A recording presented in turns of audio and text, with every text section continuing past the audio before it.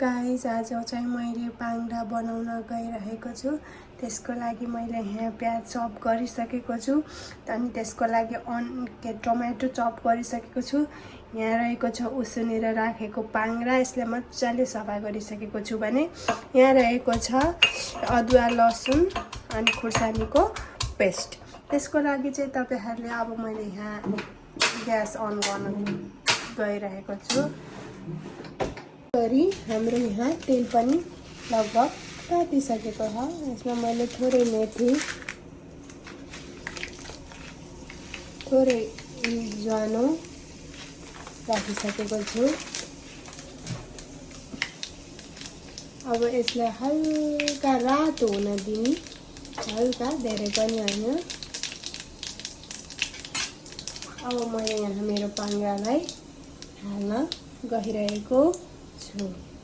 हाम्रो मेथी चाहिँ अलिकति रातो हुनुपर्छ, सक्नुहुन्छ। अब यतिको रातो भएपछि चाहिँ हामीले पाङ्ग्रा हाल्न सक्छौं। यही मजाले हालिसकेपछि चलाउनु,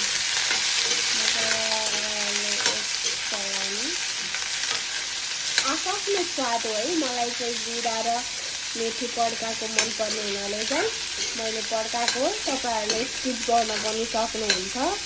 अब यसलाई एकछिनसम्म भुटिनलाई छोडिदिने।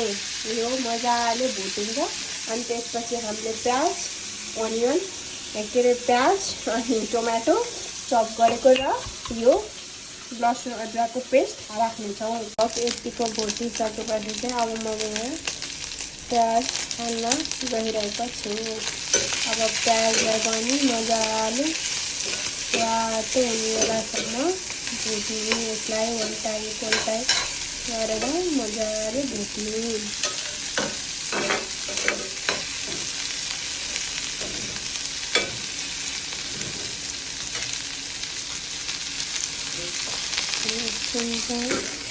हामीले ढाकिदिन्छौँ ताकि प्याज गलोस्। प्याज पनि लगभग भुटेर रेडी भइसकेको छ। अब यसमा मैले बेसार हाल्छु।